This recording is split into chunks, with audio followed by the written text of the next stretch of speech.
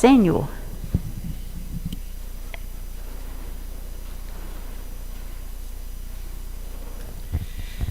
Queridos pais, que Deus os abençoe abundantemente por todos os sacrifícios feitos, por todas as alegrias vividas, pela fidelidade, pela força, principalmente de defender a família. Santa Clara tem uma frase muito interessante que ela escreve. Ela diz assim a uma das irmãs: não perca de vista seu ponto de partida. Estranho, porque eu não posso perder de vista alguma coisa que está atrás de mim. Eu não posso perder de vista aquilo que me motivou a fazer as escolhas. Não posso perder de vista a minha decisão. A vida é vocação e dom. A paternidade é missão e dom ao mesmo tempo. Então, se nós tivermos esses dois elementos que nos guiam, por quê? Porque a vida é feita de escolhas cotidianas. São os elementos, a falta de discernimento, a falta de pensar nas consequências, né? Nós construímos a nossa vida. Então, dentro desses dois elementos, de dom, missão, vocação, nós temos um elemento muito importante, que é a fé madura. E o que é a fé madura? Hoje a gente vê nesse episódio que Jesus caminha sobre as águas. Primeiro que no Evangelho, Jesus comanda aos discípulos. Deus comanda. Comanda por quê? Porque eu disse, a vida é uma missão. O mar que os discípulos têm que atravessar para o outro lado é a vida. A vida de cada um de nós. A vida é uma passagem. Nós estamos passando para um outro lado. E nessa passagem, então, nós vamos encontrar, sim, a fé não é uma asseguração aos infortúnios. Quando uma pessoa diz assim, mas Frei, eu rezei tanto, eu sou tanto fiel a Deus, por que aconteceu isso? Parecendo que, se eu faço as coisas de um certo modo, Deus me dá uma segurança utópica, ilusória ou mágica. Se Deus agisse assim, seria um Deus que não respeita a liberdade do homem. Seria um Deus que não vê que existe e não cuida dentro da sua providência, onde tudo concorre ao bem. Então, dentro dessa caminhada da vida ou da paternidade, nós temos que atravessar e nós temos que encontrar com essas dificuldades. E o que faz Jesus? Jesus começa a caminhar sobre as águas. O mar da Galileia, né, o lago de Genezaré, até hoje tem uma particularidade muito importante. O que é? É que no meio da noite, improvisamente, pode iniciar uma tempestade.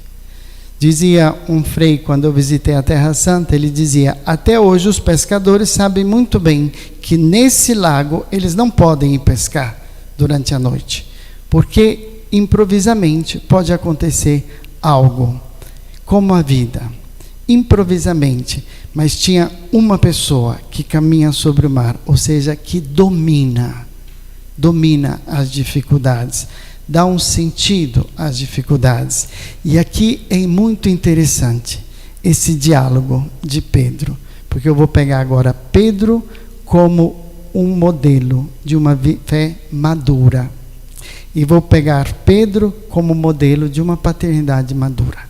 O que acontece, Pedro? Primeiro, Pedro tem a ousadia. Pedro, ele lê a história. Se és tu, se és Deus, faça que eu caminhe, mesmo na água em tempestade. Faça que eu possa vir encontro a você. Porque quando a gente tem ousadia, é um sinal de fé.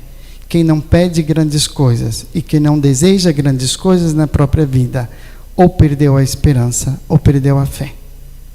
A grandeza dos sonhos, eles são proporcionais àquilo que a gente tem dentro do coração.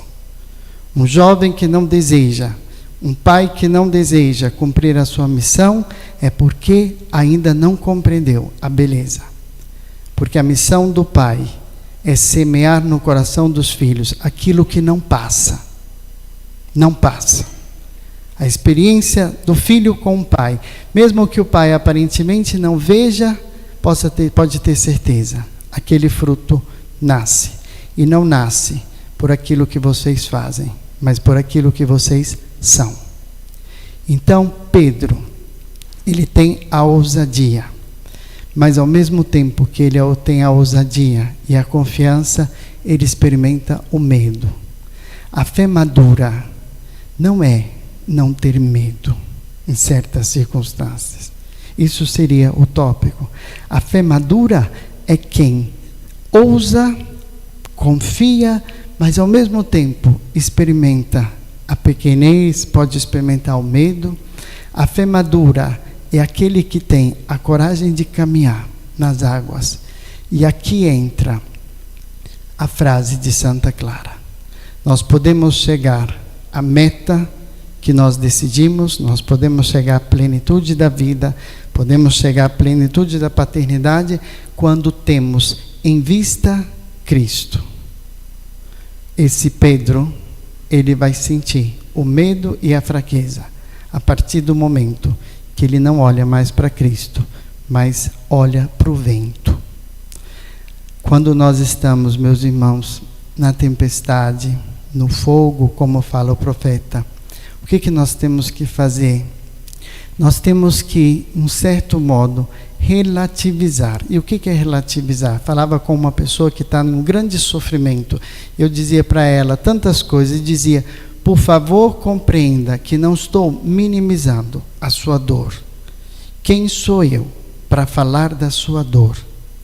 Mas eu só queria que você pegasse aquilo que você está vivendo e colocasse em relação a outra coisa. Que você pudesse olhar sob outra ótica. Que você pudesse sair um pouco da tempestade, que não é o mais importante na vida, e tentar entrar dentro de você, no encontro com uma brisa suave, que é Deus, que já está presente dentro de você. Então, Pedro é esse exemplo para nós na maturidade da fé. E cada vez que nós caminhamos, é interessante, porque Jesus não pega na mão de Pedro para ele sair da barca. Jesus pega na mão de Pedro quando ele grita. Jesus não pega na mão do homem, constringindo o homem a fazer as escolhas. Esses dias também falava com um jovem, qual é a escolha certa, errada? Tão difícil, tão difícil. Seria fácil demais falar que conhece a vontade de Deus. Para conhecer a vontade de Deus é muito difícil. Requer um grande caminho de conversão e de discernimento, mas tem certeza que tem uma escolha errada: não ter ousadia na própria vida, não ter a coragem de sair da barca e caminhar sobre a vida. Porque é na vida que nós temos as experiências, é na vida que nós encontramos Deus e o nosso medo e a sua presença. Então, pais, esse modelo de fé ilumine sempre a vida de vocês.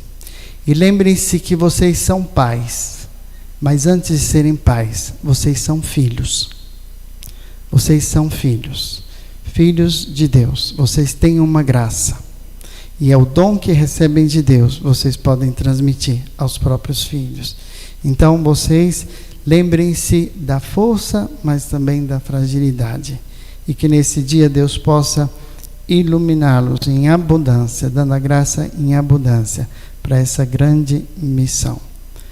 E que os filhos de vocês possam sempre levar no coração o tesouro dos sacrifícios e, repito, também das alegrias que vocês proporcionaram e proporcionarão a eles. No meio da tempestade, segurem forte a pérola e a beleza da paternidade. Assim seja.